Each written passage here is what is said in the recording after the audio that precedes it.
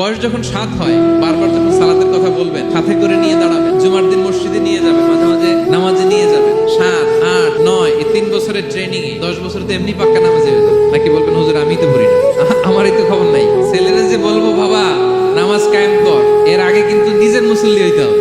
নামাজের ব্যাপারে no consideration, কোনো ছাড় নেই। সালাত আপনাকে পড়তেই হবে যে কোনো পরিস্থিতিতে। এজন্য 7 বছর বয়স থেকে বিশ্বনবী ওয়ার্নিং দিতেন। 10 বছর বয়স হলে প্রয়োজনে রূঢ় আচরণ করো, শাসন করো, প্রয়োজনে মৃদু প্রহার করো। অনেক ফ্যামিলি আছে নিজেও নামাজি, ছেলে মেয়েদেরকেও নামাজের কথা বলে পড়ায়। জোহর পড়তে দেয়, আসর পড়তে দেয়, মাগরিব পড়তে দেয়, এশা পড়তে দেয়, ফজর পড়তে দেয় না। ফজর নিয়ে টেনশন নাই। কেন? আমার কলিজার টুকরা সন্তান ঘুমায় হুজুর, কাঁচা ঘুম কেমনে ভাঙাই।